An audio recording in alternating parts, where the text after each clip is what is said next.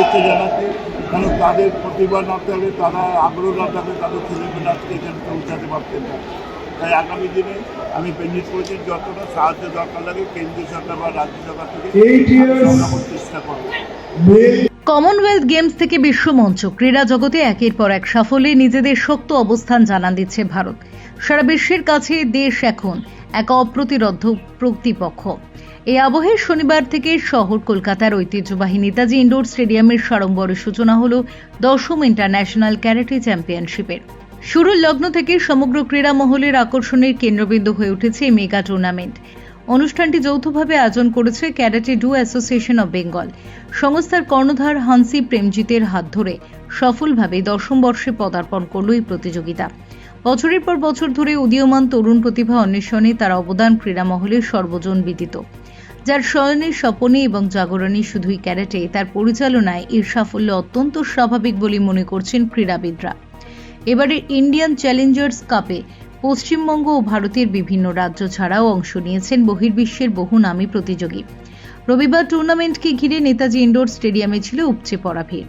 3 দিনব্যাপী প্রতিযোগিতায় দেশ বিদেশের অংশগ্রহণকারীদের উচ্ছ্বাস ও উদ্দীপনা ছিল চোখে পড়ার মতো।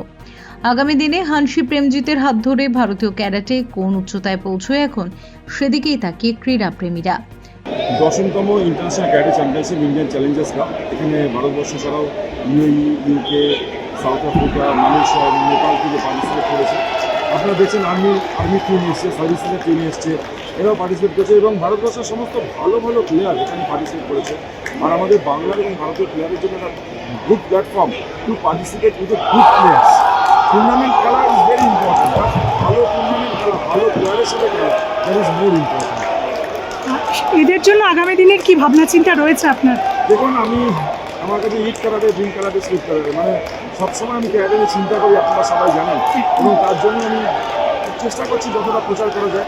আজকে ইন্ডিভিজুয়াল গেমে আপনি দেখুন এত সংখ্যক প্লেয়ার কোন ট্রেনে আছে। তো by the grace of God, ভগবানের কৃপা, আপনাদের সহযোগিতায় আজকে খেলাতে একটা ভালো জায়গায় শিখছে এত। বিকজ মানুষ কেন শিখছে? মানুষ শিখছে there is a honesty, there is something is there, তাই জন্য মানুষ এত অ্যাট্রাক্ট হচ্ছে এবং শিখে তারা তৈরি হচ্ছে। দেখুন, এবারে ইন্টারন্যাশনাল ক্যারাটে চ্যাম্পিয়ন একটা অসাধারণ জায়গায় পৌঁছে গেছে।